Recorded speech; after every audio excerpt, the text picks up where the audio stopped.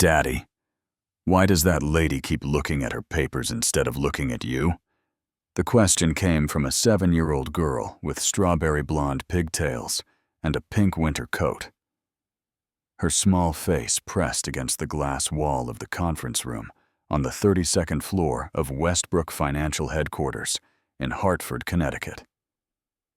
Her breath made little fog circles on the glass, and her eyes, wide and worried, watched her father sitting across from a woman she had never seen before.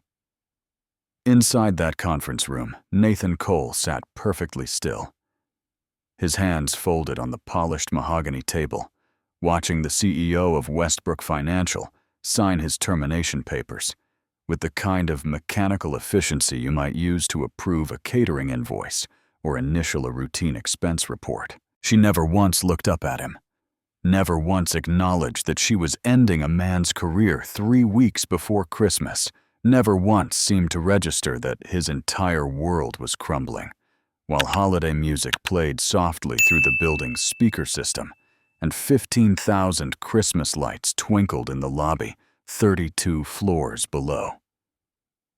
What Victoria Brennan did not know, what she could not possibly have imagined as she added her elegant signature to the bottom of that document, was that she had just set fire to her own conscience. She had just made a decision based on lies that would haunt her for months to come. She had just destroyed an innocent man, while the real criminal watched from 3 doors down, sipping champagne and admiring his own reflection in the window. This is the story of how a single father lost everything on the coldest night of the year, and how the truth, when it finally emerged, would bring one of the most powerful women in Hartford to her knees. This is the story of justice delayed, but not denied, of love found in the most unexpected places, and of a 7-year-old girl whose simple question about an eraser would change everything. Before we continue, please tell us where in the world you are tuning in from. We love seeing how far our stories travel, and your comments remind us that these stories of hope and redemption matter to people everywhere. The conference room felt like a morgue, despite the festive decorations visible through the glass walls. Silver garlands hung from the ceiling in elegant swoops, and a massive Christmas tree dominated the reception area, its lights blinking in cheerful ignorance of the execution taking place just 20 feet away. The contrast was almost cruel. Nathan thought the way the world insisted on celebrating, while his life fell apart in slow motion. Victoria Brennan finished signing and slid the papers across the table with manicured fingers. Her nails painted a deep crimson that matched the silk blouse visible beneath her tailored charcoal blazer. She was beautiful in the way that successful people often are, with sharp cheekbones and sharper instincts. Blonde hair swept back in an elegant chignon that probably cost more than Nathan's monthly grocery budget. But there was something cold about her beauty, something untouchable and remote, like admiring a glacier from a safe distance. The evidence is clear. Mr. Cole, she said, her voice as crisp and professional as freshly starched linen. The falsified risk assessments on the Henderson portfolio exposed this company to potential losses in the tens of millions. We have documentation showing you accessed the trading systems after hours on multiple occasions. We have backdated approval signatures bearing your credentials. The paper trail is frankly damning. Nathan wanted to argue. He wanted to slam his fist on the table and demand to see the original server logs. He wanted to explain that he had been at his daughter's school play on one of those nights, at a pediatrician's appointment on another, that he had actually warned his supervisors about the very risks that had materialized. He had submitted memos, raised concerns, done everything right, and somehow, impossibly, he was being blamed for a disaster he had tried to prevent. But he had already tried all of that. In the days leading up to this meeting, he had requested access to the server logs and been denied. He had asked to speak directly to the board and been told it wasn't necessary. He had submitted his internal memos as evidence, and they had simply vanished, as if they had never existed at all. Every door he knocked on remained firmly closed, and now he understood why. Someone with far more power than a mid-level risk analyst had decided that Nathan Cole would take the fall, and there was nothing he could do to stop it. So he did not argue. He did not beg. He simply nodded, gathered the termination papers with hands that trembled only slightly, and stood up from the table with his spine straight and his dignity intact. If this was how it ended, he would not give them the satisfaction of seeing him break. "I understand," he said quietly, and those 2 words cost him more than anyone in that room would ever know. Through the glass wall, Lily watched her father walk toward the door. She did not understand corporate politics or falsified documents, or the way powerful people sometimes destroyed innocent ones to protect themselves. She only understood that her daddy looked sad. Sadder than she had ever seen him, except for those terrible days after Mommy went to heaven, and that the pretty blonde lady with the serious face had done something to make him that way. Victoria Brennan watched him go, and somewhere deep in her chest, in a place she had learned to ignore many years ago, something twisted uncomfortably. She pushed the sensation down, immediately reaching for the muscle memory of detachment that had served her so well throughout her career. Business was business. The quarterly reports did not care about Christmas sentiment. The shareholders did not send cards asking about employee welfare. She had made the right call. She was certain of it. She had no idea how wrong she was. The 28th floor still smelled like the sugar cookies someone from accounting had brought in that morning. The scent mixing with the artificial pine of the air freshener and the subtle undercurrent of printer toner and recycled air that characterized every corporate office Nathan had ever worked in. Christmas music continued its relentless cheerfulness through the overhead speakers. Bing Crosby crooning about white Christmases and sleigh bells, while Nathan walked to his cubicle for the last time. His colleagues watched from behind their computer monitors, like spectators at an accident scene, their faces reflecting that particular mixture of relief and guilt that comes from witnessing someone else's misfortune. There, but for the grace of God, their expressions seemed to say, even as they quickly looked away, whenever Nathan's eyes moved in their direction.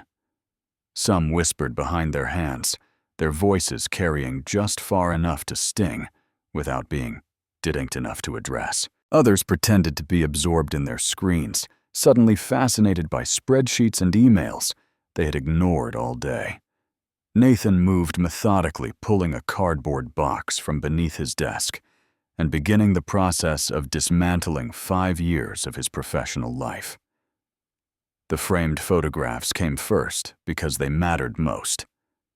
Lily's kindergarten graduation, with her gap-toothed smile and crooked paper cap. Their trip to Yellowstone last summer, where she had been absolutely convinced she would see a real bear, and had talked about nothing else for 3 hours straight. A crayon drawing she had made just last month, showing 2 stick figures holding hands under a yellow sun, with the words, "Best Daddy," written in purple marker across the top. And there, tucked behind the others, was the photograph he both dreaded and needed to see. Emma, his wife, his love, his everything, holding baby Lily in the hospital just hours after she was born. Emma's face was exhausted and radiant, her dark hair plastered to her forehead with sweat, her smile so wide and genuine that it still made Nathan's chest ache even after 4 years. She had been so happy that day, so full of plans and dreams for the 3 of them, so blissfully unaware that she would collapse in their kitchen just 3 years later and never wake up. He placed the photograph carefully in the box face down so he would not have to see it, and continued packing. Derek Simmons, the junior analyst who sat 3 desks away, caught Nathan's eye for just a moment before quickly looking down at his keyboard with intense concentration. They had shared lunch in the break room dozens of times over the years, swapping stories about their kids and their mortgages and their dreams of retiring somewhere warm, where the winters did not try to kill you every February. Derek had borrowed Nathan's umbrella just last week when a sudden rainstorm caught him without one. He had promised to return it on Monday.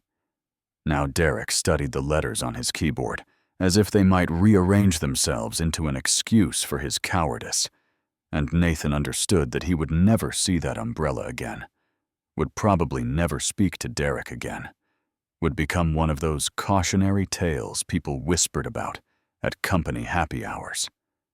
"Did you hear about Nathan Cole?" they would say. "Got fired for fraud right before Christmas. Always seemed like such a nice guy.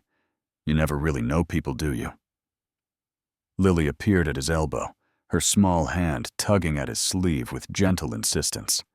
Her face was confused, but not frightened, and Nathan realized with a surge of gratitude that she was too young to fully understand what was happening, too innocent to comprehend the full weight of what they had just lost.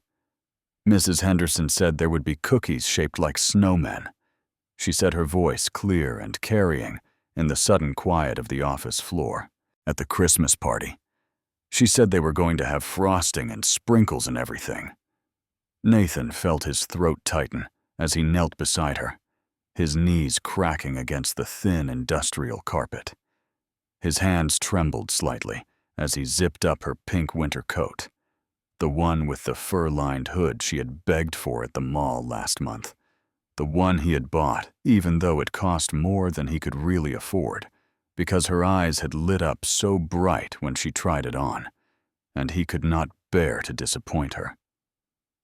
"Sometimes, sweetheart," he said carefully, choosing each word with the precision of a man trying not to shatter. Doing the right thing does not come with a reward. Sometimes it just means you get to keep looking at yourself in the mirror without feeling ashamed.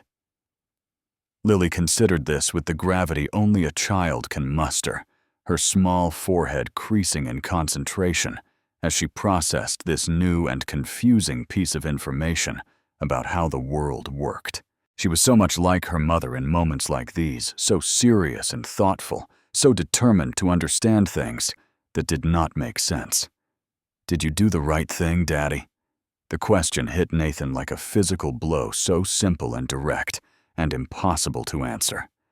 He pulled her close, burying his face in her strawberry-scented hair, breathing in the shampoo she insisted on using because it came in a bottle shaped like a mermaid, memorizing this moment of innocence before the world had a chance to explain itself to her in all its cruelty and complexity. "I tried, baby," he whispered against her hair. "I really tried." 3 floors above the cubicle where Nathan Cole was packing his life into a cardboard box, Victoria Brennan stood at her floor-to-ceiling window and watched the city of Hartford sparkle beneath a light December snow. The flakes fell slowly, almost lazily, drifting past her window like frozen confetti, and the lights of the city below created a glittering carpet that stretched to the horizon. It was beautiful in the way that money often makes things beautiful, impressive, and cold, and somehow empty. Her reflection floated ghost-like against the glass, superimposed over the cityscape like a transparent specter. She studied herself with the same critical eye she applied to quarterly reports and acquisition targets, taking inventory of the woman she saw there. 38 years old, though most people guessed younger thanks to good genetics and better skincare.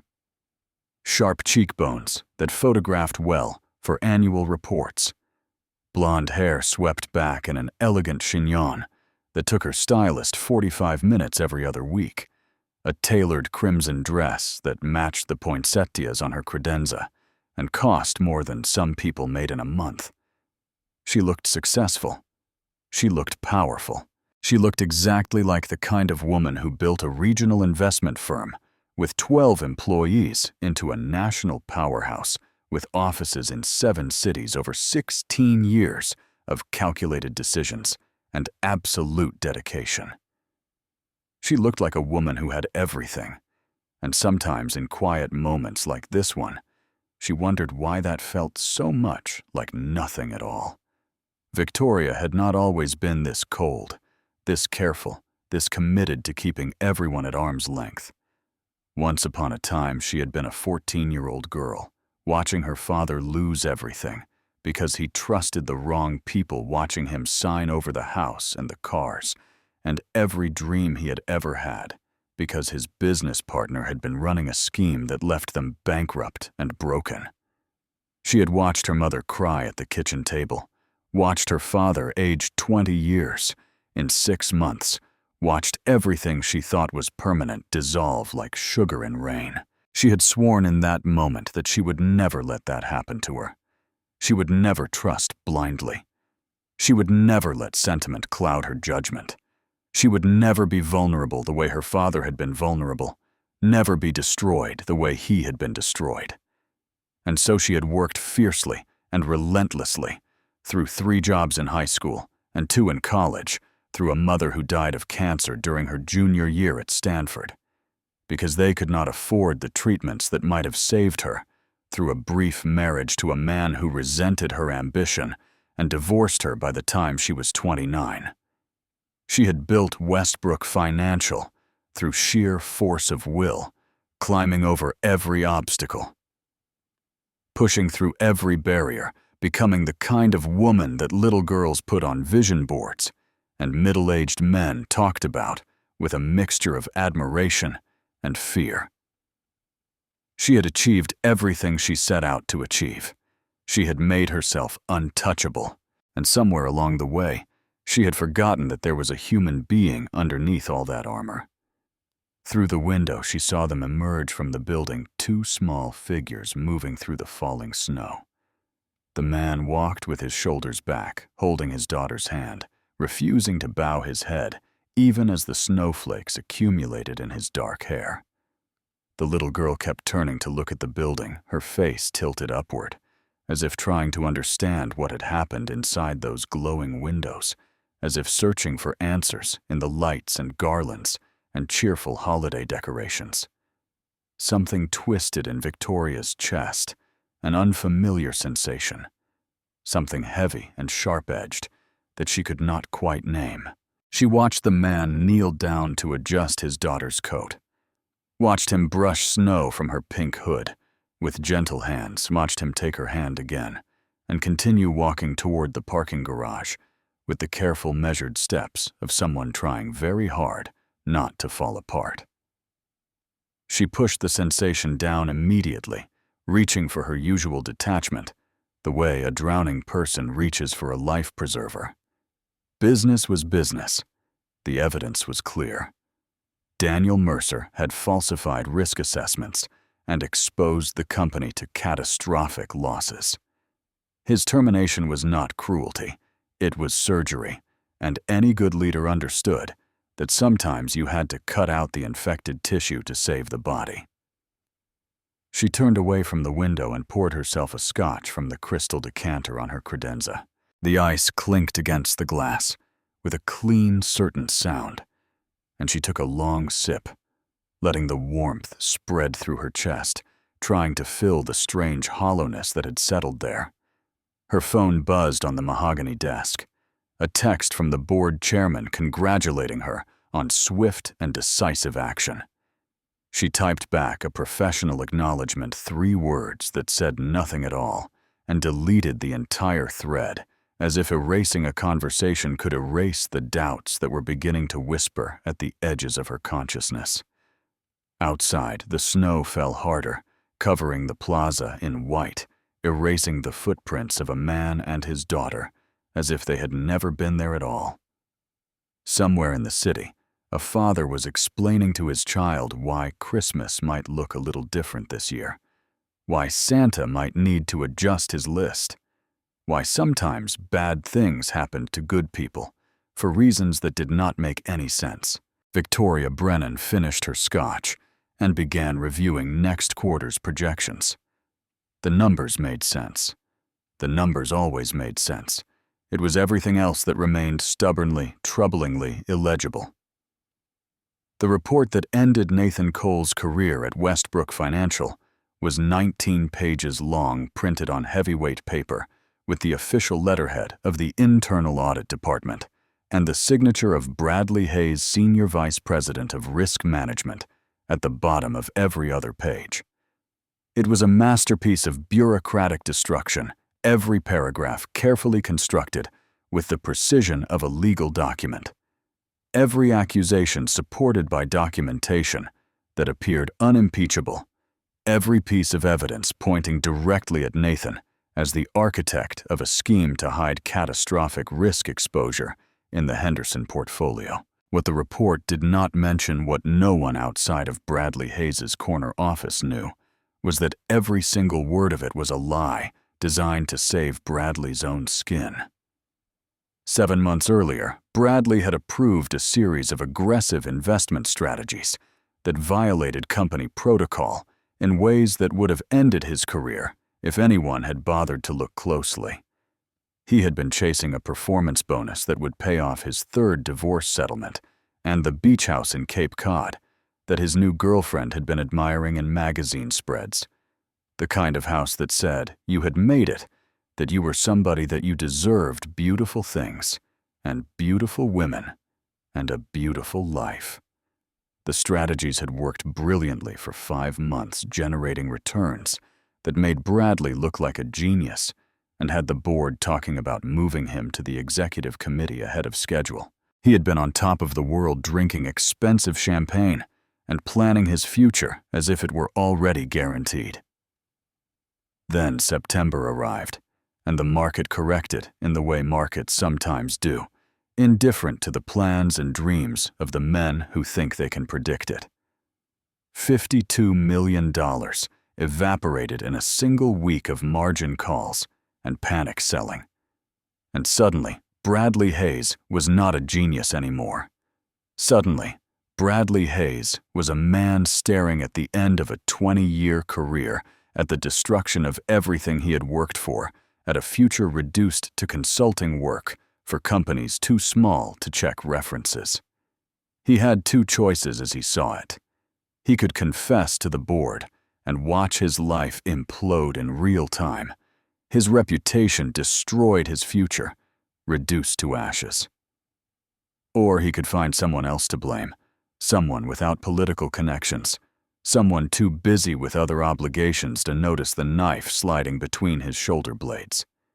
Nathan Cole was perfect, a mid-level risk analyst with no allies in the executive suite, a single father who left at 5:30 sharp every day to pick up his daughter from after-school care, which meant he was never around for the evening drinks and golf outings where real power was brokered. A man who had actually flagged concerns about the Henderson portfolio in internal memos that Bradley had dismissed as overcautious and then quietly deleted from the company server when the losses materialized. The genius of Bradley's plan was its simplicity and its audacity. He fabricated evidence showing that Nathan had accessed the trading systems after hours, creating a pattern of suspicious activity that anyone reviewing the logs would find damning. He backdated approval signatures to make it appear Nathan had authorized trades he had never seen. He created a paper trail so convincing that even Nathan himself might have believed it if Nathan had not known with absolute certainty that he had never done any of it. Nathan had tried to defend himself in the days leading up to his termination. He had requested access to the original server logs, the unedited ones that would have shown the truth. But Bradley had anticipated this and made sure those requests went nowhere. He had asked to speak directly with the board, but Bradley had friends there. Old friends who played golf together and vacationed together and trusted each other implicitly. Every door Nathan knocked on remained firmly closed because Bradley Hayes had locked them all in advance. The termination meeting on Christmas Eve was not a discussion. It was an execution dressed in corporate language, a formality designed to give legal cover to a decision that had already been made. Bradley watched it all from his corner office, 3 doors down from Victoria's, sipping champagne and admiring his reflection in the window as the snow fell on a city that had no idea what he had done. The Henderson losses would be attributed to Nathan's incompetence. The investigation would close. By spring, Bradley would be in line for a seat on the executive committee, his position more secure than ever. He had not simply survived. He had thrived. And the only cost had been the career and reputation of an innocent man with a 7-year-old daughter who still believed in Santa Claus. What Bradley Hayes had not counted on, what he could not have anticipated in all his careful planning, was the way guilt works.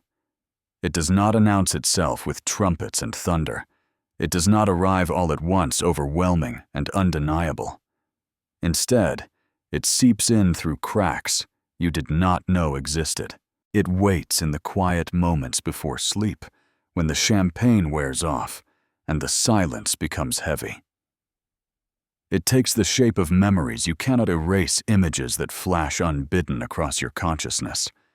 And sometimes, it takes the shape of a 7-year-old girl pressing her face against glass, watching her father sign away his future while Christmas lights twinkle in the background. Bradley pushed those images away every time they surfaced.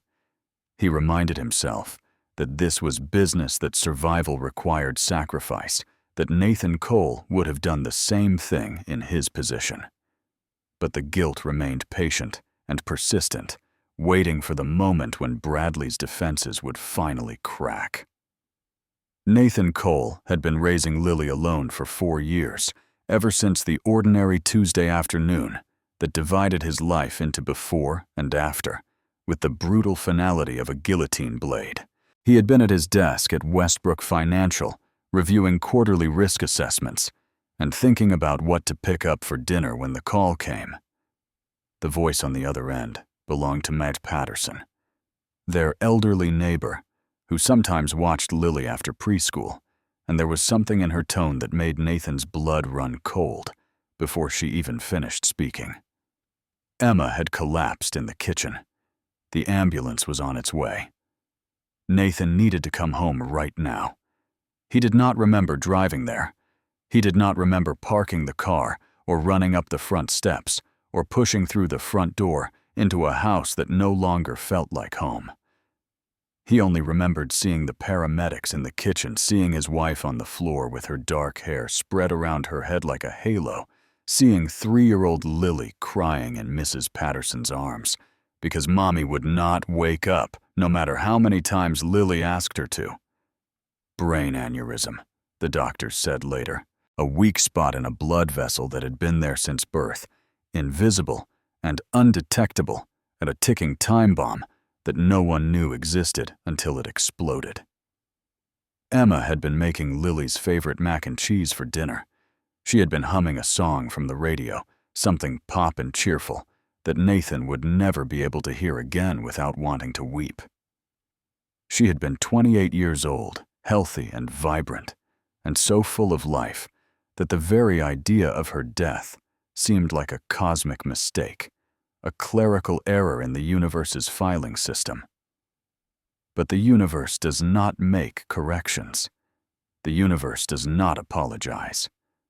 Emma was gone, and Nathan was left alone with a 3-year-old who kept asking when Mommy was coming back, and a grief so vast and terrible that he could not see the edges of it no matter how hard he looked. The first year after Emma's death was a blur of survival and automatic motion. Nathan moved through his days like a ghost, haunting his own life. Going to work because the bills did not stop. Just because your heart was broken, picking up Lily from daycare because she needed someone, and he was all she had left. Making dinners. He barely remembered cooking and eating meals he did not taste.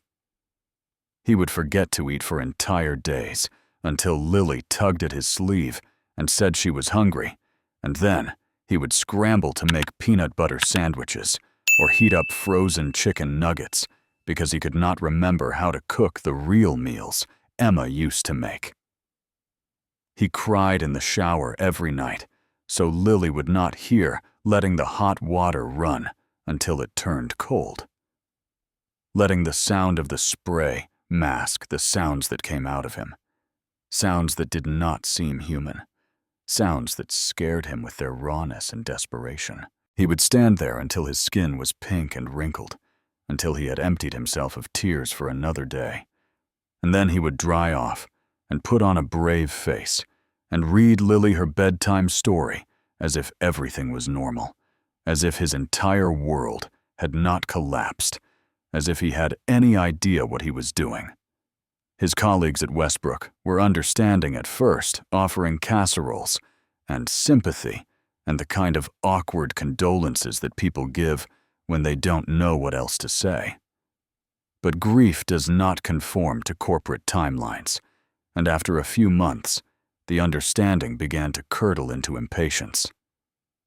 Nathan noticed the way his supervisor's eyes would tighten when he mentioned needing to leave early for a parent-teacher conference. He noticed the way his name stopped appearing on the invitation lists for after-hours drinks and client dinners. He noticed that he was being subtly pushed to the margins, becoming invisible in the way that inconvenient people so often become invisible. But he could not bring himself to care, not then. Not when Lily still woke up crying in the middle of the night, calling for her mother. Not when he was pouring every ounce of energy he had into simply surviving until the next sunrise. It was Lily who saved him in the end. It was Lily who gave him a reason to keep going when everything inside him wanted to stop. Her need for stability, for routine, for a father who showed up even when showing up felt impossible. That need was the rope he clung to when he was drowning in grief. She needed breakfast every morning, so he made breakfast even when the eggs were burned and the toast was cold and nothing tasted right anyway. She needed bedtime stories every night, so he read her the same book about the bunny who lost her way home over and over again until he could recite it from memory, until the words became a prayer and a promise. She needed someone to hold her hand when she was scared, so he held her hand even when his own hands were shaking. Slowly, painfully, he rebuilt his life around her. He learned to cook simple meals that she would actually eat. He learned to braid her hair badly at first, then better with practice. He learned to schedule everything around her school and her activities, to say no to late nights at the office, to prioritize her needs above every other consideration. His career stalled because of it, he knew.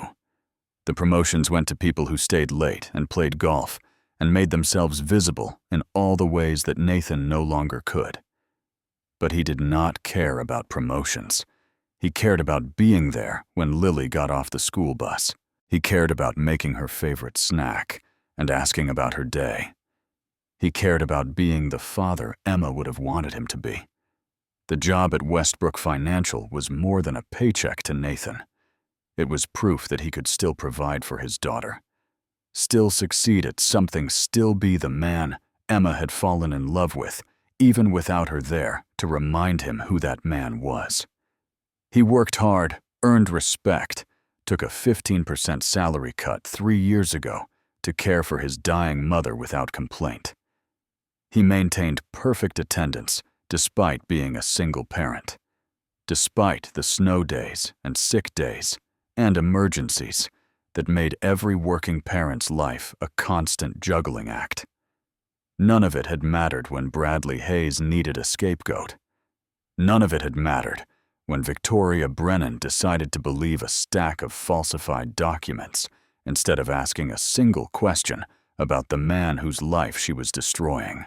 On Christmas Eve, after the termination, after the walk of shame past his cowardly colleagues, after the drive home through streets that sparkled with holiday lights, Nathan tucked Lily into bed in their small apartment and sat beside her in the darkness, listening to her breathing slow as sleep took her. "Daddy," she murmured, already half asleep, "will Santa still know where to find us?" His heart cracked into 1,000 pieces, but his voice stayed steady. "Of course, baby. Santa always finds the good kids. But what if we have to move? What if we do not have a chimney anymore? We will figure it out, sweetheart. We always do." She was quiet for a moment, and Nathan thought she had fallen asleep. But then her small voice came again, even softer than before. "Is it because of that lady in the big building? The one who looked at you like you broke something?" Nathan closed his eyes against the sting of tears. "Sometimes grown-ups make mistakes, Sophie. Sometimes they believe the wrong things. Like when Tommy said I took his crayon. But it was actually Jake. Yeah, baby. Kind of like that." She was asleep before he could say anything else, her small chest rising and falling with the peaceful rhythm of childhood dreams. And Nathan sat there in the dark for a long time, watching her, loving her, wondering how he was going to explain to her that Christmas was going to be different this year, that he did not know how they were going to pay the rent next month, that everything he had worked so hard to build had crumbled in a single afternoon. Later that night, when the apartment was silent and the Christmas tree lights blinked their steady, cheerful rhythm in the corner, Nathan sat alone on the couch with Emma's photograph in his hands. It was the one from Yellowstone, the one where she was laughing at something off camera, her dark hair blowing in the wind, looking so alive and beautiful that it seemed impossible she was gone. "I do not know how to do this without you," he whispered to her image, his voice breaking. "I am trying so hard, but I do not know if I am enough. I do not know if I can be everything she needs." The photograph did not answer. The apartment stayed silent, except for the sound of the heating system clicking on and the distant hum of traffic on the street below. But sitting there in the darkness, Nathan could almost imagine Emma beside him, could almost feel her hand on his shoulder, could almost hear her voice telling him what she always told him when things got hard. "You are stronger than you know, Nate. Just keep going. Just keep showing up." So that was what he did. He kept going. He kept showing up. Because Lily needed him. And because giving up was not an option. And because somewhere, somehow, Emma was watching. And he could not bear to disappoint her. January arrived with bitter cold and the brutal clarity that follows the holiday haze. And Nathan discovered very quickly that being fired for fraud 3 weeks before Christmas was not exactly a resume builder in the Hartford financial community. He applied for jobs, constantly sending out resume after resume to every bank and investment firm and accounting office within commuting distance. He tailored each cover letter, carefully emphasizing his experience and his skills, strategically avoiding any mention of Westbrook Financial or the circumstances of his departure. But word travels fast in professional circles, and Hartford was not that big a city. People talked. Hiring managers compared notes. By the second week of January, Nathan could tell from the way their voices changed during phone interviews that they had already heard the story. Already made up their minds. Already decided that Nathan Cole was toxic and unemployable. No one wanted to hire someone terminated for fraud, no matter how much he protested his innocence. No one wanted to risk their own reputation by association. No one wanted to be the person who took a chance on the guy that Westbrook Financial had thrown out like yesterday's garbage. His savings dwindled week by week, the bank balance dropping with each mortgage payment and grocery run and utility bill. He canceled everything that was not essential, the streaming services and the gym membership and the small luxuries that had made life feel normal. He started cutting coupons and buying generic brands and doing the kind of careful arithmetic at the grocery store that he had not done since his 20s. Lily did not understand why there was less food in the refrigerator, why they had stopped going out for ice cream on Friday nights, why Daddy seemed worried all the time, even when he tried to smile. She shared her school lunch cookies with him one afternoon, pressing them into his hand, with a serious expression because Mrs. Anderson says, "Sharing is important, and you look hungry, Daddy." Nathan ate the cookies and cried in the bathroom afterward, overwhelmed by his daughter's kindness and his own failure to provide for her the way a father should. The construction job came through in the third week of January, a lifeline thrown by a foreman named Mike Morrison, who had known Nathan's father back in the day and did not care about rumors from the financial district.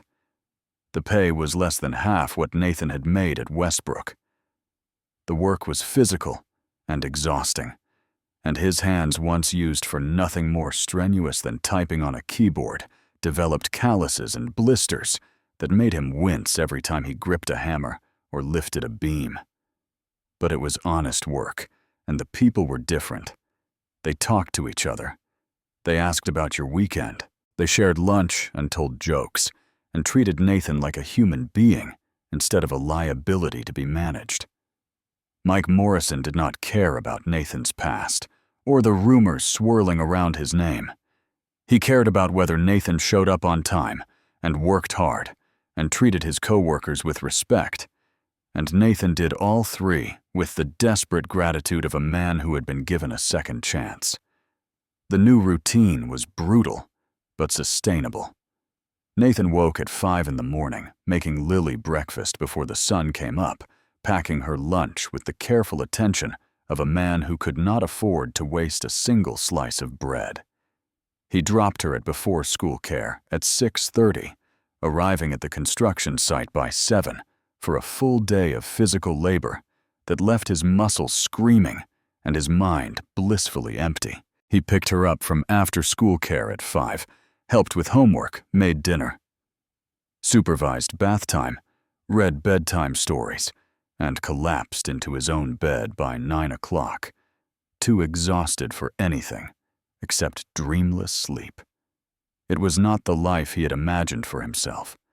It was not the life he had promised Emma when they got married, when they talked about their future and their dreams and all the things they would give their children.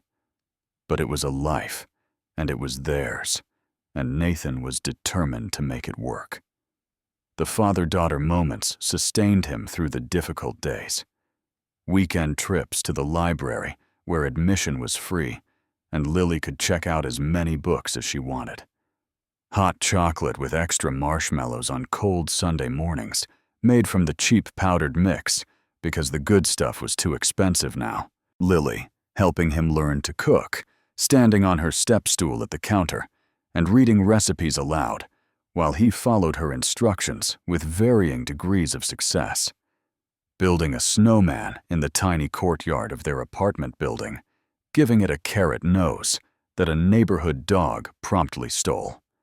Nathan's character revealed itself in small ways during those difficult months, not in grand gestures, but in the daily choices that define who a person really is.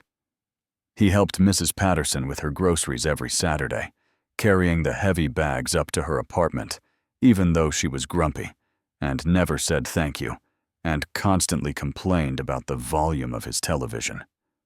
He shoveled Mr. Kim's driveway twice after heavy snowfalls, because Mr. Kim was 83 years old and had a bad back from his service in Vietnam and could not do it himself. He fixed a neighbor's leaky faucet for free, spending his only day off lying under a sink with a wrench because the single mother down the hall could not afford a plumber and her kids needed running water. He never spoke ill of Westbrook Financial or Victoria Brennan, even when his friends from the old days called to express outrage on his behalf. He never complained about the unfairness of what had happened to him, never indulged in self-pity or bitterness. When Lily asked if he was angry at the lady from the big building, Nathan thought carefully before answering. Anger is like carrying a heavy rock everywhere you go, he told her. It only hurts the person holding it. I would rather put the rock down and use my hands for something else. She considered this with the serious expression she had inherited from her mother. Like building snowmen. Exactly like building snowmen. Have you ever been wrongly accused of something? Have you experienced the pain of being judged without being heard? Drop a comment below. You are not alone, and your stories matter to this community. The breakdown happened on a Friday night in late January, on a deserted stretch of Interstate 91, about 18 miles outside Hartford. Victoria Brennan had been returning from a client dinner in New Haven, her Mercedes humming along at 70 miles per hour, when the engine made a sound like metal grinding against metal, and the dashboard lit up with warning lights that even her Stanford engineering degree could not fully interpret. She managed to guide the car to the shoulder before it died completely. Coming to rest on a patch of frozen gravel, with nothing but darkness stretching in every direction. The temperature outside was 8 degrees Fahrenheit, with a wind chill that made it feel like -10, and Victoria's cashmere coat and designer heels were spectacularly inadequate for a roadside emergency in the dead of a New England winter. Her phone showed 3% battery, enough for one short call, or perhaps a text.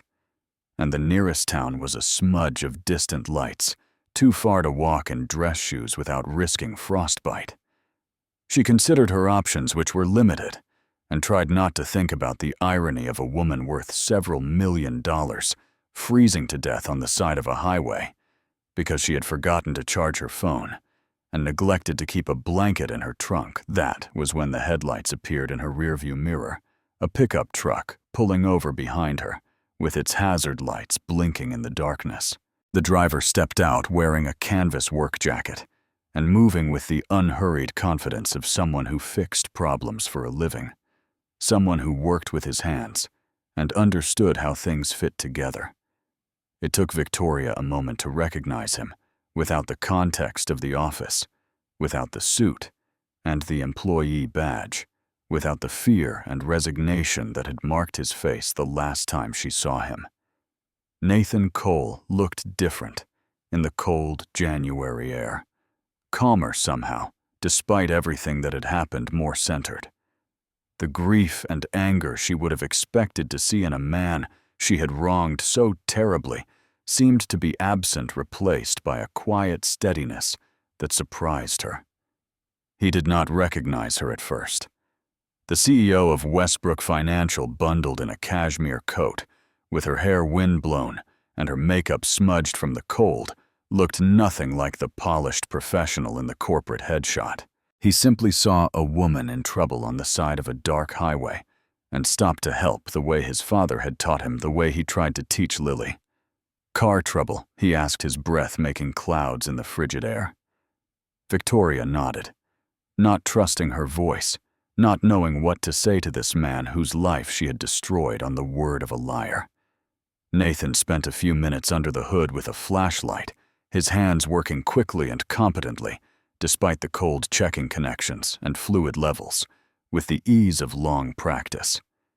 She watched him work and felt the weight of what she had done pressing against her chest like a physical burden. The irony of the situation, almost too much to bear. She had ended this man's career 3 weeks ago, signed her name to the paper that took his livelihood, and now he was kneeling in the snow to fix her car, without any idea who she was. Battery connections came loose, he said, finally closing the hood and wiping his hands on a rag from his pocket. Should get you to a service station, but you will want a mechanic to look at the alternator. It is showing some wear. A small voice piped up from the truck's passenger seat before Victoria could respond. Lily had rolled down the window, despite the freezing temperature, her breath making clouds in the frozen air, her face bright with the enthusiasm of a child who never missed an opportunity to share information. "Daddy helps everybody," she announced. "He fixed Mrs. Patterson's fence last week, even though she never says thank you and always complains about our recycling bins. And he shoveled Mr. Kim's driveway twice because Mr. Kim has a bad back from the war. Daddy says helping people is just what you do when you can. Nathan glanced at his daughter with a look of tender exasperation, the expression of a parent who has lost this particular argument many times before. Lily, window up. It is freezing out here. But I am not cold, Daddy. Window up, please. The little girl complied, but not before adding one more piece of information. He also makes really good pancakes, the ones with chocolate chips, in case you were wondering.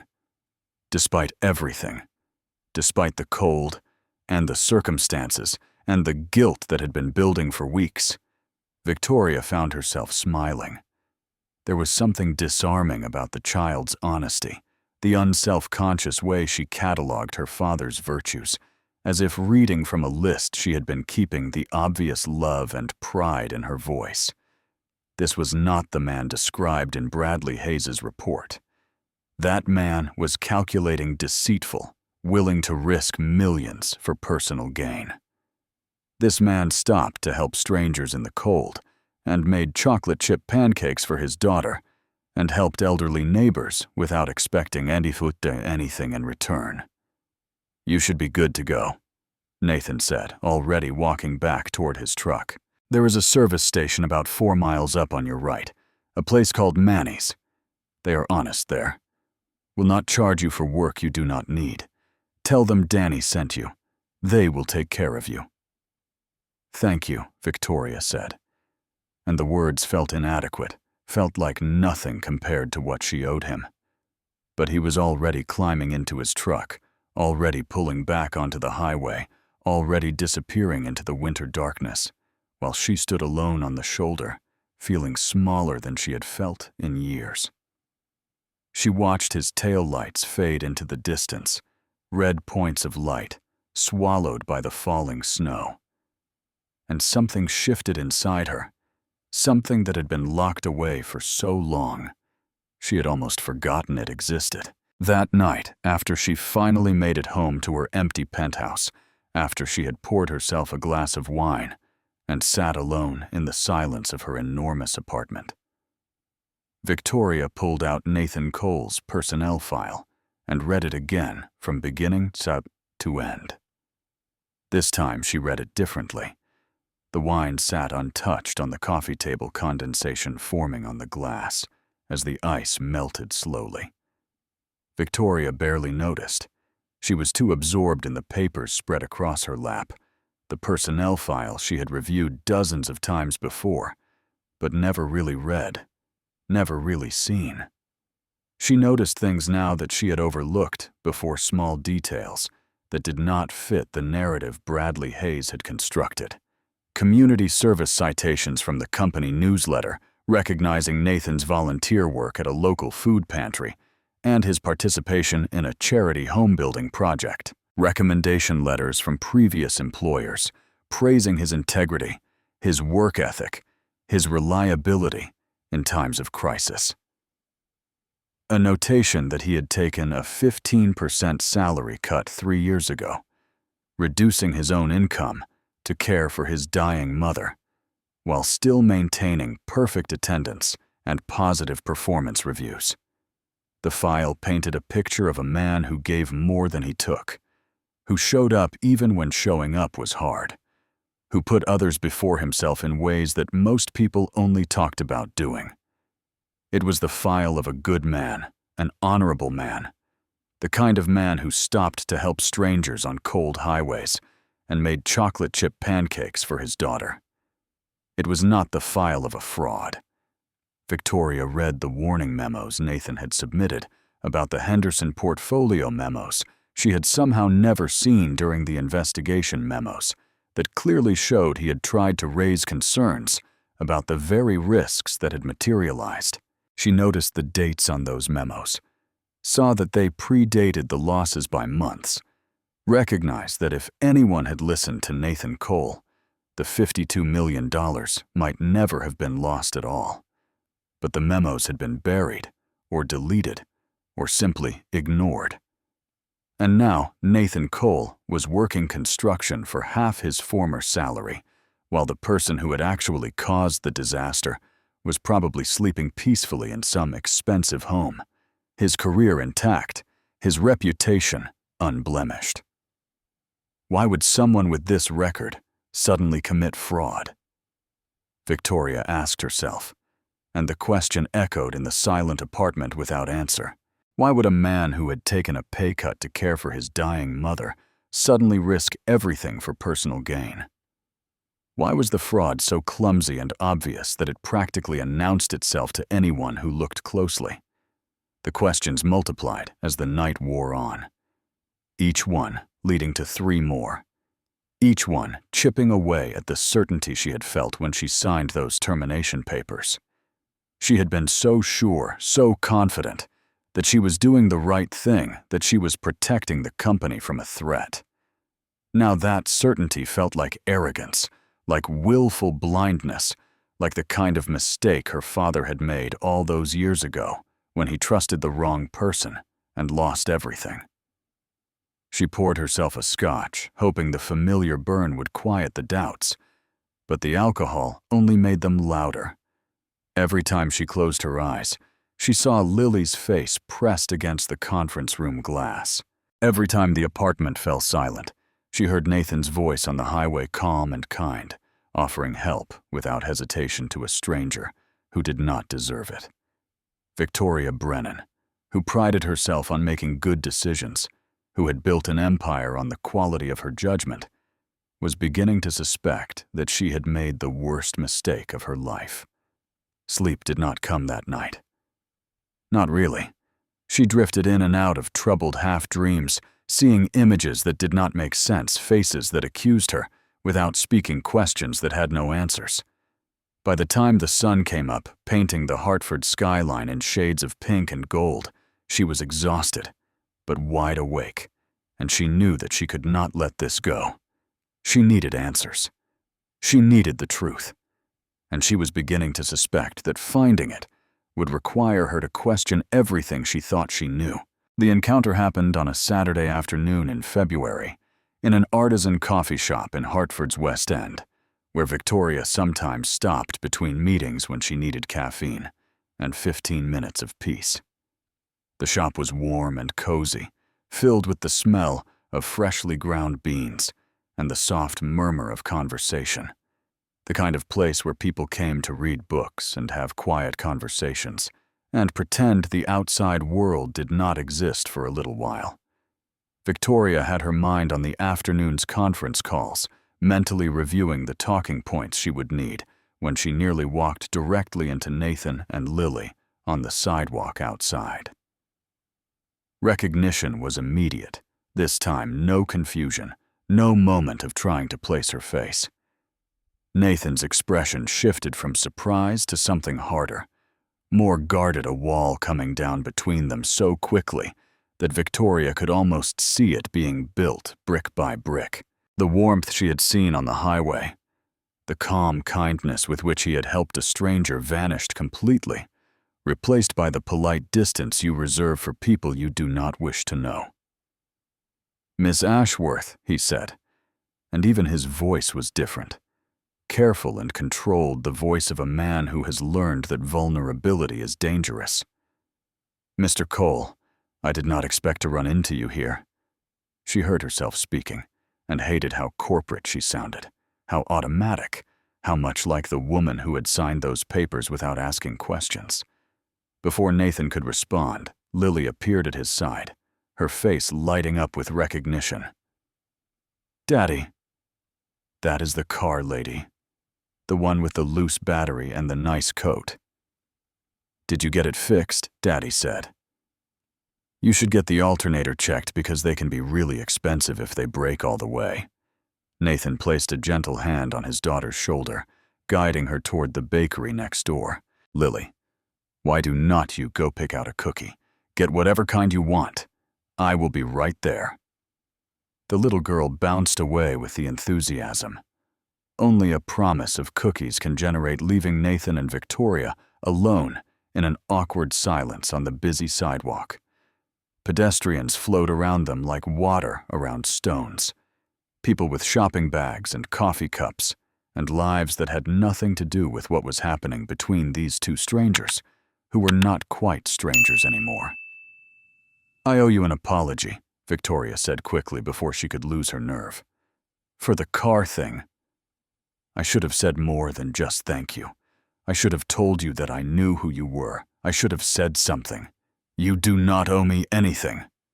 His tone made clear this was not false modesty or polite deflection. It was a wall carefully constructed and deliberately maintained, and Victoria could not blame him for building it. "I stopped to help because that is what people do when they see someone stranded in the cold." Nathan continued. "It had nothing to do with Westbrook or you or any of what happened. I would have done it for anyone." She should have let him walk away. That would have been the professional choice, the clean choice, the choice that made everything simpler. But the words came out anyway, tumbling from her mouth before she could stop them. "Let me buy you coffee," she said. "Or lunch, whatever you want. I would like to help if there is anything I can do. Money for Lily's education connections, for job leads, anything at all." Nathan's expression did not soften. If anything, it became more closed, more resolute. The face of a man who had learned to protect himself from people who claimed to want to help. "Help, Miss Ashworth." He spoke quietly, but there was steel underneath the calm.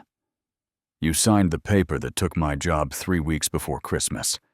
You did not ask a single question. You did not look me in the eye during that meeting. You just ended my career like you were approving an expense report or signing a catering invoice." He paused, collecting himself, reining in the emotion that wanted to break through. "I do not need your guilt money. I do not need your charity or your connections. I have a new job with a construction company in East Hartford. It pays less than half what I made at Westbrook, but the people there actually talk to each other. They ask about your weekend. They treat each other like human beings." He took a breath. "My daughter is healthy. We have a roof over our heads and food in the refrigerator. Whatever debt you think you owe me, consider it canceled." He turned and walked toward the bakery, where Lily was pressing her face against the glass display case, pointing at cookies with animated enthusiasm. Victoria stood on the sidewalk, clutching her coffee cup, feeling something she had not felt in 20 years of climbing the corporate ladder, complete and utter helplessness. She had built an empire on the ability to solve problems, to write checks that made difficulties disappear. Now she faced a problem that money could not touch. A man's dignity was not for sale. His forgiveness was not available at any price, and all the power she had accumulated meant nothing in the face of his quiet, implacable rejection. Through the bakery window, she watched Nathan kneel beside his daughter, helping her choose between a chocolate chip cookie and a frosted sugar cookie, decorated like a snowman. Lily pointed at both, making her case with animated hand gestures, and Nathan laughed a genuine sound that Victoria could see even through the glass, his whole face transforming, becoming younger and lighter. He bought both cookies. Victoria walked slowly back to her car and sat behind the wheel for a long time without starting the engine. Her phone showed 7 unread emails from the office, all marked urgent, but she could not bring herself to open any of them. The man she had fired on Christmas Eve had just taught her something important about the limits of power, about the things that matter most, about what it means to be truly wealthy in the ways that count. It was a lesson she was not sure she wanted to learn, but she could not stop thinking about it. The Hartford Children's Hospital fundraiser was exactly the kind of event Victoria had attended 1,000 times, before the kind of evening where wealthy people gathered in expensive clothes to be seen caring about important causes while enjoying an open bar and canapes that cost more per tray than some families spent on groceries in a month. The ballroom of the Grand Hartford Hotel sparkled with crystal chandeliers and designer gowns. The air thick with perfume and champagne, and the subtle undercurrent of competition that characterized every social event in the city's upper echelons. Victoria moved through the crowd with practiced grace, shaking hands and writing checks with the automatic smile she had perfected over years of working these rooms. She was wearing her signature red dress, a stunning crimson gown that highlighted her blonde hair and made her impossible to miss in the sea of black and navy that dominated most formal events. People gravitated toward her, the way they always did, drawn by power and money and the indefinable magnetism of success. She was deep in conversation with a hospital administrator about the new oncology wing when a small figure appeared at her elbow, and everything changed. Lily Cole stood there, in a dress that was slightly too large, printed with a pattern of tiny flowers, her hair pulled back in a lopsided ponytail that suggested her father's best attempt at formal styling. She looked up at Victoria with the unblinking directness that only children possess, the kind of gaze that does not know how to look away from uncomfortable truths. "I remember you," Lily said, matter-of-factly. "You are the lady from the car on the highway and the coffee shop with the good cookies. You are the one who made my daddy sad." The hospital administrator excused herself with the speed of someone escaping a building fire, and Victoria found herself alone with the child in the middle of the crowded ballroom surrounded by hundreds of people who had no idea what was happening. Nathan appeared behind his daughter before Victoria could respond, slightly out of breath, his face flushed with embarrassment. He was wearing a suit that had clearly seen better days. The kind of suit a man wears when he cannot afford a new one, but refuses to show up underdressed. And Victoria felt a fresh wave of guilt at the contrast between his faded lapels and the designer gowns surrounding them. "Lily, I told you to wait by the dessert table. We talked about this. But I saw her daddy. I wanted to ask her something. You always say I should ask questions when I do not understand things." Nathan placed his hands on Lily's shoulders, ready to guide her away before any more damage could be done. But the little girl was faster than his intentions. She looked up at Victoria with an expression of genuine curiosity. No malice in it. No anger. Just the simple desire to understand something that did not make sense to her 7-year-old brain. "Why did you fire my daddy?" "He did not do anything wrong. He told me he did not. And Daddy never lies. Not even about small things. He says lying is the worst thing, because you have to remember all the lies forever, and eventually you forget one, and everyone knows anyway." She paused, her small face serious. "Did someone lie to you? Is that why you thought Daddy was bad when he was not?" The question hung in the air like smoke suspended in the space between them, while the fundraiser continued its cheerful noise all around them. Champagne glasses clinked, and auction items were announced with theatrical enthusiasm, and wealthy donors laughed at each other's jokes. But for Victoria, the room had gone completely silent. There was only this child, this 7-year-old, in her lopsided ponytail and borrowed dress, asking a question that cut straight to the heart of everything. Victoria found herself kneeling down to meet Lily's eyes, ignoring the way her expensive dress touched the ballroom floor, ignoring the stares of people around them who had noticed this strange interaction and were beginning to whisper. "Lily," she said slowly, choosing each word with care. "Sometimes grown-ups make mistakes. Big ones. Sometimes we believe things that are not true because we do not ask enough questions, because we trust the wrong people, because we are in a hurry. And sometimes, by the time we realize we were wrong, we do not know how to fix it." Lily nodded, seriously processing this information with the gravity of a much older soul. That is what happened to my friend Emma at school. She thought I took her eraser, but it was actually Michael.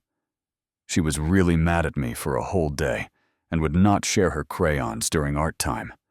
But then Michael told the truth, and Emma said, "Sorry," and now we are best friends again. She tilted her head, studying Victoria with those clear, innocent eyes. Did you figure out who really took the eraser? Something broke inside Victoria at that moment. Not dramatically. Not like glass shattering, but like ice on a river beginning to crack with the first warmth of spring. She felt tears prickle at the corners of her eyes, felt something shift in her chest that had been frozen solid for longer than she could remember. "I am starting to," she said quietly. "I am starting to ask the right questions." Nathan watched this exchange with an expression Victoria could not quite read, something between protectiveness and curiosity, and perhaps the smallest hint of something that might have been hope. He took Lily's hand gently. "We should go, sweetheart. The silent auction is ending soon, and you wanted to see if we won the art supplies basket." "Okay, Daddy." Lily waved at Victoria with her free hand as they walked away.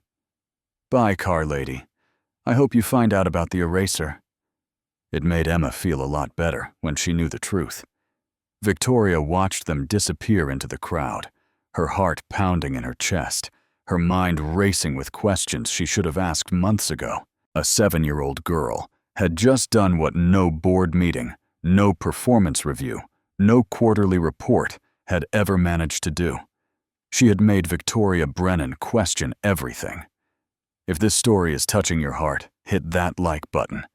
The next part will shock you. Stay with us. Victoria did not go home after the fundraiser. She did not return to her empty penthouse or pour herself the scotch she normally used to wind down from social events.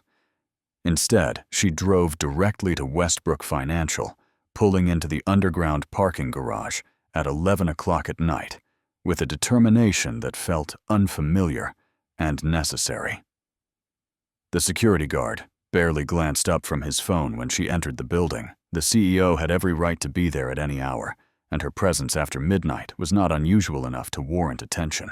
What was unusual was the purpose of her visit, the way her heels clicked with urgency against the marble floors as she made her way to the server room on the basement level.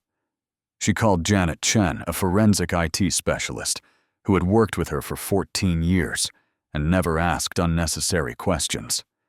Janet arrived 45 minutes later, bleary-eyed but professional, and together they began the painstaking process of reconstructing the truth from the digital fragments Bradley Hayes had tried to destroy.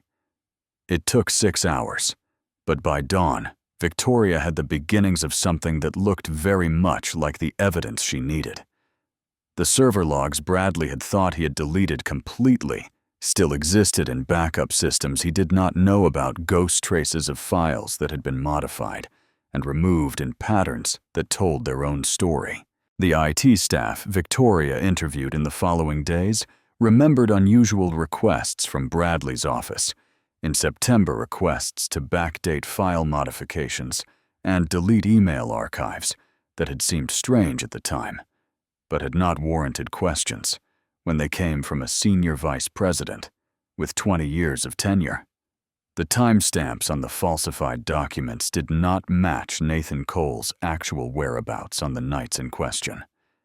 School records showed he had been at Lily's school play on one of the evenings he had allegedly accessed the trading systems. Medical records confirmed he had been at a pediatrician's appointment on another. The evidence against him was not just wrong. It had been manufactured with deliberate precision by someone who knew exactly what to include and what to exclude. Bradley Hayes's fingerprints were everywhere. His name appeared on every suspicious file modification. His access credentials had been used to create the falsified records. The $52 million lost in the Henderson portfolio traced directly back to trading strategies he had personally approved, overriding warnings from multiple analysts, including Nathan Cole. The case against Nathan had not simply been wrong. It had been a frame job executed by a man desperate to save his own career at any cost. Victoria sat alone in her office as the sun came up. The evidence spread across her desk like the pieces of a puzzle that had finally clicked into place. She understood now what had happened, saw the shape of Bradley's deception with devastating clarity. And she understood something else too, something that made her stomach turn with shame. She had destroyed an innocent man's life without asking questions. She had believed lies because they were convenient, because questioning them would have required effort and might have revealed uncomfortable truths about people she trusted. She had been so focused on efficiency that she had forgotten about justice, so determined to protect the company that she had not bothered to protect the truth. Tears streamed down her face, the first tears she had shed in years, and she did not try to stop them. She had been so proud of her judgment, so confident in her ability to make good decisions. She had built her entire identity on the quality of her choices, and she had chosen wrong. She had chosen terribly, catastrophically wrong, and an innocent man had paid the price. She thought about her father, about watching him lose everything because he trusted the wrong people. She had sworn she would never let that happen to her, never be that vulnerable, never be that naive. Instead, she had become something worse. She had become the kind of person who destroyed others without even realizing what she was doing. "What have I done?" she whispered into the empty office. "What have I done?" There was no answer except the soft hum of the building's climate control and the distant sound of the city waking up beyond her windows. But sitting there in the dawn light, surrounded by evidence of her own terrible mistake, Victoria Brennan made herself a promise. She would find out the complete truth. She would make this right. Whatever it cost her, she would make this right. The investigation took 3 weeks of late nights and careful documentation conducted in absolute secrecy, because Victoria understood that Bradley Hayes had allies on the board, and warning him would only give him time to cover his tracks more thoroughly.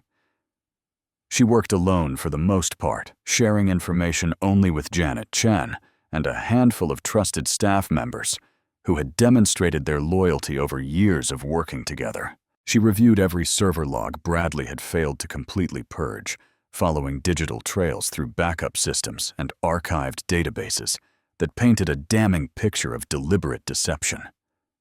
She interviewed IT staff who remembered strange requests, administrative assistants who had noticed unusual patterns in Bradley's behavior during the months before the Henderson losses, junior analysts who had been told to look the other way when things did not add up.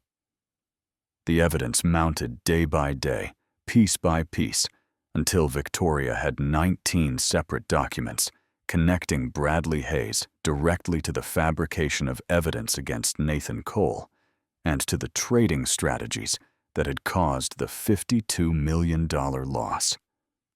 The paper trail was undeniable, the timestamps irrefutable, the pattern of deception so clear that even the most skeptical board member would have to acknowledge the truth. But more than gathering evidence, Victoria used those 3 weeks to examine herself, to understand how she had become the kind of leader who signed termination papers without asking questions, who prioritized efficiency over humanity, who had forgotten that the people in her company were not just resources to be managed, but human beings with families and dreams and lives that deserved protection. She thought about Lily's question, the simple query about the eraser that had cut through all of Victoria's defenses and exposed the emptiness at the center of her carefully constructed life. A 7-year-old girl had understood something Victoria had been too blind to see, that truth matters, that lies hurt people, that the only way to make things right is to find out what really happened and have the courage to act on what you learn. Victoria had built her empire on the principle that sentiment had no place in business, that emotion was a weakness to be overcome, that success required coldness and calculation above all else. She had become so successful at being hard that she had forgotten how to be human. Now, sitting alone in her office at 2 a.m, reviewing evidence of a crime that had been committed right under her nose, she wondered if all that success had been worth the cost. What good was power if you used it to destroy innocent people? What good was wealth if you came home every night to an empty apartment and a silence that felt like accusation? What good was winning if winning meant becoming someone you could not respect? She did not have answers to those questions yet, but she was beginning to understand that finding them would require her to change to become someone different than the woman she had been, to open herself up to the possibility of connection and vulnerability that she had spent her entire adult life avoiding. It was terrifying. It was necessary. And it started with confronting Bradley Hayes. Victoria walked into Bradley's corner office on a Tuesday afternoon with a folder tucked under her arm and a calm that belied the pounding of her heart. She closed the door behind her with a soft click that sounded in the sudden silence like the chambering of a round. Bradley looked up from his computer, his expression cycling through confusion, concern, and finally understanding as he registered the folder in her hands and the determination on her face. He was too experienced to panic visibly, too practiced at the art of corporate survival to show fear, even when fear was appropriate. Instead, he leaned back in his leather chair and smiled the smile of a man who had survived worse than this. "Victoria, whatever you think you have found, I can explain. These server logs are notoriously unreliable. The IT department has been understaffed for years. Anyone with basic access could have manipulated the records. You are building a case on sand. The timestamps match school records showing Nathan Cole was at his daughter's school play." Victoria's voice was steady, almost conversational. "The access codes trace to your personal credentials. The deleted emails were recovered from backup servers you did not know existed because you never bothered to learn how our infrastructure actually works." She placed the folder on his desk. "I have 19 separate pieces of evidence connecting you to the Henderson losses and to the fabrication of evidence against Nathan Cole." Bradley's smile flickered, but held the practiced expression of a man who had bluffed his way through worse situations than this. "You are making a serious accusation against a senior executive with 20 years of service. One that could damage the company's reputation far more than a quiet termination ever did. Think about the shareholders, Victoria.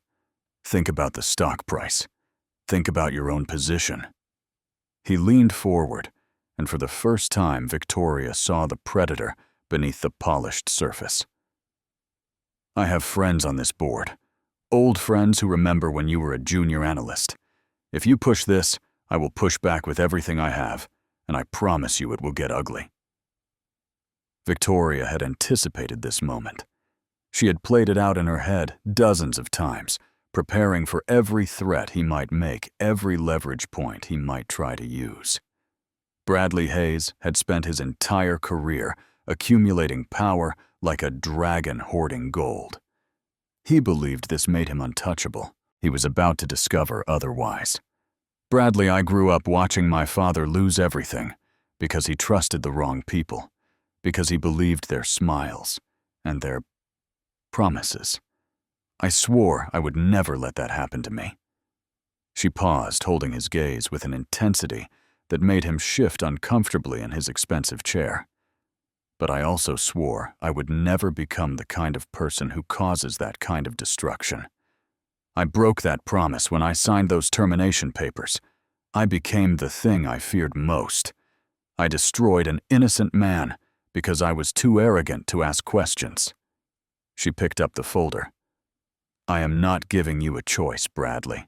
I am not negotiating. I am informing you that the legal department has been notified. The board will receive this evidence within the hour. Federal regulators have been contacted regarding potential securities violations. The color drained from Bradley's face. You are destroying yourself along with me. You signed off on Cole's termination. You are implicated in everything that happened. I signed off on a termination based on fraudulent evidence that you provided. That makes me a victim of your deception, not a co-conspirator. Victoria walked toward the door, then paused with her hand on the handle. Security will escort you from the building in 20 minutes. I suggest you use that time to call a lawyer.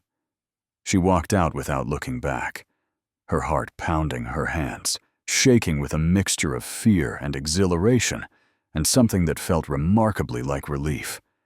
For the first time in months, she felt like she was doing the right thing. Bradley Hayes was arrested 2 days later at his home in Greenwich, Connecticut, taken from his breakfast table in handcuffs, while his wife watched in horror, and his neighbors peered through their curtains at the commotion. The charges read like a list of corporate nightmares: securities fraud, falsification of business records, obstruction of justice conspiracy to commit financial crimes. His bail was set at $2.5 million a number that would have meant nothing to him a week ago, and now represented the first step in the dismantling of everything he had built. The photographs of him in handcuffs appeared on the front page of the Wall Street Journal and led every business news broadcast for 4 straight days. The narrative that emerged was devastating. A senior executive who had gambled recklessly with company money, lost spectacularly, and then framed an innocent colleague to cover his tracks. The kind of story that makes people shake their heads and wonder how such things can happen, even though such things happen all the time. Victoria called an emergency board meeting and presented the full scope of what had occurred. She spared nothing, including her own failure to investigate more thoroughly before terminating Nathan Cole. She had trusted the wrong person, believed documents without questioning their origin, prioritized speed over accuracy. She offered her resignation if the board felt her judgment had been compromised.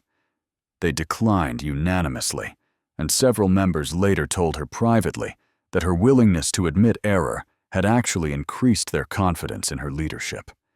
It was easier to trust someone who acknowledged their mistakes than someone who pretended never to make them. But Victoria knew the board's approval was not enough.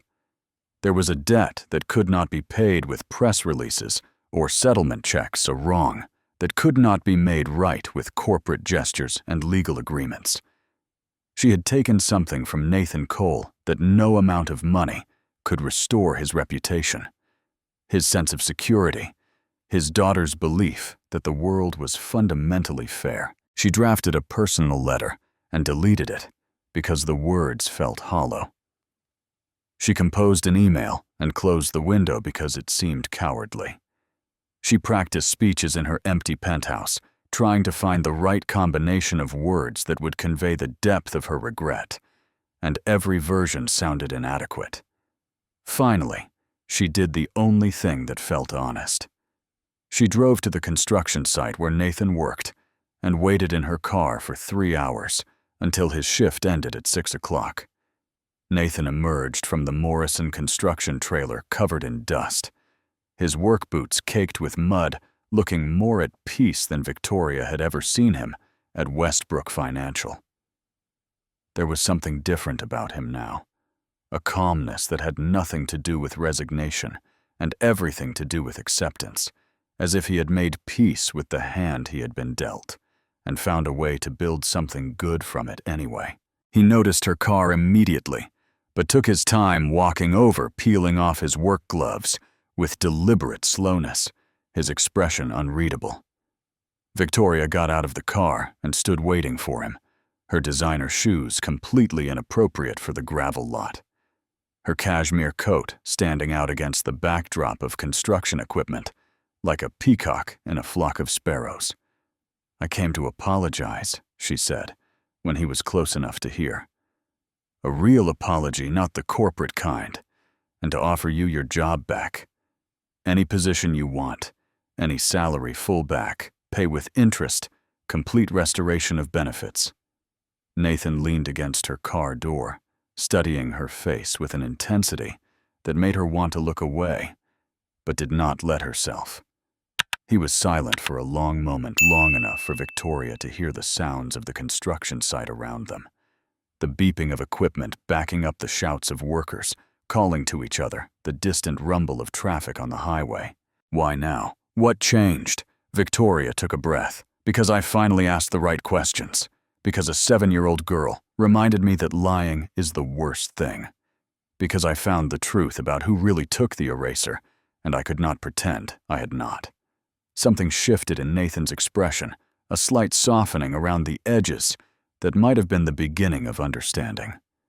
He was quiet for another long moment, his eyes searching her face for something she hoped he would find.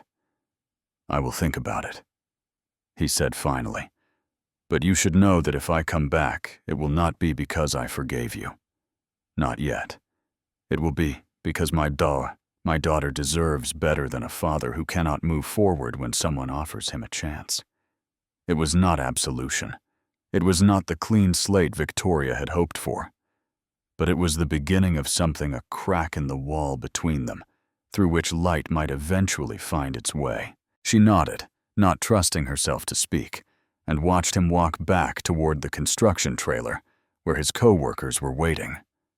He looked back once, just briefly, and in that glance, she saw something that might have been respect, or at least the absence of contempt. Victoria drove home as the sun set over Hartford, painting the sky in shades of gold and pink. And for the first time in months, she felt like she might eventually be able to live with the woman she saw in the mirror. The press conference was held on a Friday morning in Westbrook Financial's main auditorium, the same room where the company held its annual shareholder meetings and holiday parties. Victoria stood at the podium, flanked by members of the board and representatives from the Department of Justice, facing a sea of journalists and analysts and employees who had heard rumors but wanted to see for themselves what was about to unfold. She wore her signature red dress, the crimson silk catching the stage lights as she spoke, and her blonde hair fell in soft waves around her shoulders, in a style that was less severe than her usual corporate look. She spoke for 45 minutes without notes, her voice steady and clear, detailing everything that had happened with a candor that surprised everyone in the room. She explained Bradley Hayes's fraud and his fabrication of evidence. She described the wrongful termination of an innocent employee and the failure of company leadership, including herself, to exercise proper oversight. She announced that Bradley had been formally indicted on 12 federal charges and would face trial in the fall. Then she said Nathan Cole's name, and the room went silent. Mr. Cole was a dedicated employee who tried to do the right thing. He identified risks that others ignored. He raised concerns that were dismissed.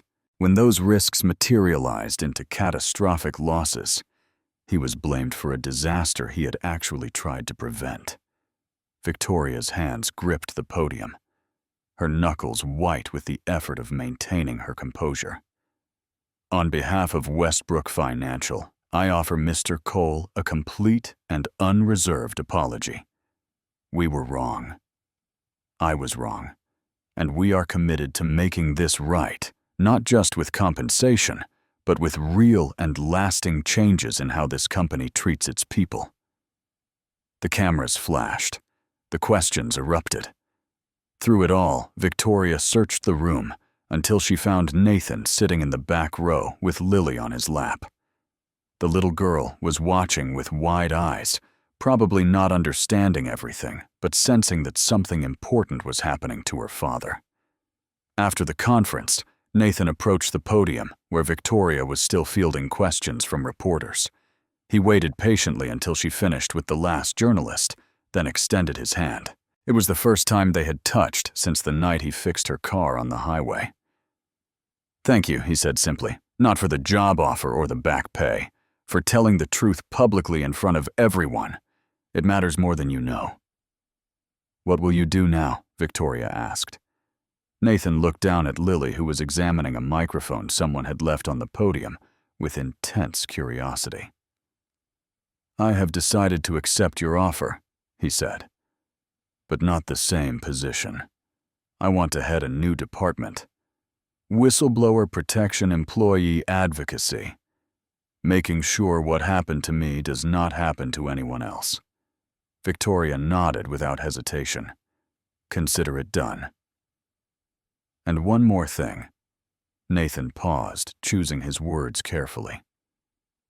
"I do not know where this goes from here. Between us, I mean. I am not ready to forget what happened, but I am willing to believe people can change. I am willing to give this a chance." It was more than Victoria had hoped for, perhaps more than she deserved, but it was a beginning. Nathan returned to Westbrook Financial on the first Monday of April, taking an office on the 31st floor with a door that bore the nameplate Director of Employee Advocacy. It was a position that had not existed 4 months earlier, a role he had designed himself and argued for with passionate conviction. He had rejected anything with vice president or senior in the title because he wanted employees to feel they could approach him without intimidation. The transition was not seamless. Some colleagues who had ignored him during the termination now sought him out with excessive friendliness, their guilt manifesting as performative warmth that Nathan accepted with quiet grace. Others avoided him entirely uncomfortable with the reminder that they had done nothing when an innocent man was marched out of the building on Christmas Eve. Nathan accepted both responses with equanimity. He had not returned for their approval or their apologies. He had returned because his daughter deserved to see that justice was possible, that wrongs could be made right, that the world was not as broken as it sometimes seemed. Victoria found herself inventing reasons to visit the 31st floor budget reviews that could have been handled by email policy questions. Her assistants could have answered progress reports on initiatives that were proceeding exactly as planned. Each time she would pause at Nathan's office, and they would talk for a few minutes. About work at first, then about Lily's school and weekend plans, and the small details of daily life that people share when they are beginning to know each other. The conversations grew longer. The silences between them became comfortable instead of awkward. Victoria discovered things about Nathan that surprised her. His dry sense of humor, his passionate opinions about breakfast cereals, his encyclopedic knowledge of dinosaurs acquired through years of reading bedtime stories to a daughter who never tired of hearing about velociraptors and triceratops. She learned about Emma, too, in fragments and glimpses, the way you learn about someone who shaped the person in front of you but is no longer there to speak for themselves. She learned that Emma had loved thunderstorms and hated olives and always cried at movies with sad dog endings.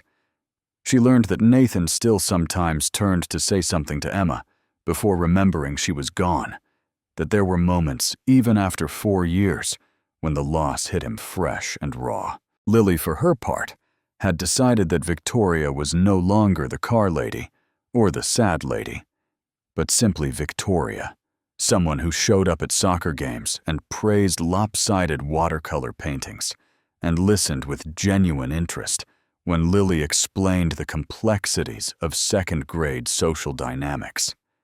She invited Victoria to her school art show and presented her with a painting of a yellow house that was more enthusiasm than technique.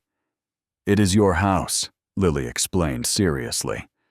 "I made it yellow because you seem like a yellow person. That means happy, but also a little scared sometimes." Victoria hung the painting in her office next to her degrees from Stanford and her photograph with the governor, and she thought it might be the most valuable thing on any of her walls. The romance between them unfolded slowly, building itself from shared lunches and evening conversations, and the gradual accumulation of small moments that add up to something larger. Victoria learned to be patient with the process, to let Nathan set the pace to earn his trust, rather than expecting it to be given freely. They had their first dinner outside the office, accidentally a late meeting that ran long and left them both hungry. Victoria offered to drive Nathan to pick up Lily from the neighbor who was watching her, and somehow they ended up getting takeout and eating pizza on Nathan's couch while Lily showed Victoria every drawing she had made that month. Victoria did not leave until midnight. The first time Nathan kissed her, they were standing in his kitchen after Lily's birthday party, surrounded by pink and purple balloons and scattered cake crumbs and the happy chaos of a celebration. He kissed her gently, almost tentatively, as if asking permission, even as he acted. "I was not sure you would want this," he said afterward, "given everything." "I was not sure either," Victoria admitted, "but I have learned that being sure is not the same as being right. Sometimes, you just have to take the chance and see what happens." Bradley Hayes' trial concluded in September with a guilty verdict on 10 of 12 charges. He received 14 years in federal prison and was ordered to pay full restitution for the Henderson losses. Victoria and Nathan watched the verdict together in her office, sitting side by side on the leather couch, where she had once reviewed quarterly reports with ruthless efficiency. Neither of them spoke as the judge pronounced sentence. There was no celebration, no vindication, just a quiet acknowledgement that something that had been wrong was finally set right. Autumn arrived with the kind of crisp blue skies that make New England bearable after the humidity of summer. Lily started second grade at the elementary school 3 blocks from their apartment, and Nathan coached her soccer team on Saturday mornings, running up and down the field in sneakers that had seen better days, celebrating every goal as if it were the winning point of a championship game. Victoria discovered that she enjoyed standing on the sidelines with the other parents cheering for goals and handing out orange slices at halftime. It was a version of herself she had never imagined, a woman in jeans and a team sweatshirt learning to be still. Learning that not everything needed to be optimized. Learning that some moments were valuable precisely because they produced nothing except joy. The relationship deepened as the months passed, built on a foundation of honesty and hard-won trust. Victoria learned to be vulnerable with Nathan in ways she had never been vulnerable with anyone, sharing her fears about the future and her regrets about the past, letting him see the uncertainty beneath her confident exterior. He learned to trust again slowly and carefully, opening his heart to the possibility of love, even though love had cost him so much before. He introduced Victoria to Emma through photographs and stories, making space for his first wife's memory, alongside his growing feelings for the woman who had become part of their lives. On a Saturday evening in early December, with snow falling softly outside the windows and Christmas lights twinkling in the living room, Nathan and Victoria sat together on his couch after Lily had gone to bed. The apartment smelled like hot chocolate and pine, and somewhere in the distance carolers were singing about peace on earth and goodwill toward men. "It has been almost a year," Victoria said softly, "since that night in the conference room." Nathan nodded his arm around her shoulders, her head resting against his chest. "The worst night of my life became the beginning of the best thing that ever happened to me. Strange how that works. I was so wrong about everything. You were." He said it without anger, a simple statement of fact. "But you became someone different, someone better. That matters more than the mistake." Victoria looked up at him, her eyes glistening in the soft light. "I love you, Nathan. I love you and Lily. And I want to be part of this family if you will have me." Nathan kissed her forehead gently. "We will have you. We already have you." From the doorway came a small voice. "Does this mean Victoria is going to be here for Christmas because I made her a present and I don't want to have to wait to give it to her." They both laughed, the sound filling the small apartment with warmth. Lily padded over in her pajamas and climbed onto the couch between them, snuggling into the space they made for her, as if she had always belonged there. Outside, the snow continued to fall, covering the city in white, erasing the footprints of the past year and preparing the ground for whatever would come next. Inside, a family that had been formed from loss and found again through courage and forgiveness sat together in the glow of Christmas lights, grateful for second chances and new beginnings. Friends, a year ago, Nathan Cole was fired on Christmas Eve, while his 7-year-old daughter watched through glass. Victoria Brennan believed she was protecting her company when she signed those papers, never knowing that she was destroying an innocent man based on lies told by a coward. But truth has a way of finding the light. A child's simple question about an eraser cracked open the ice around Victoria's heart. An investigation revealed the real villain. Justice, though delayed, was finally served. And two people who had every reason to hate each other discovered instead that forgiveness and love can grow in the most unexpected places. If this story touched your heart, if it reminded you that doing the right thing matters even when it costs you everything, please hit that subscribe button and join our channel for more heartwarming tales that restore your faith in humanity. Drop a heart in the comments if you believe in second chances, and share this video with someone who needs to remember that the truth always comes out eventually, and what matters most is what we do when it does. Thank you for watching, and remember, every ending is just a new beginning waiting to happen.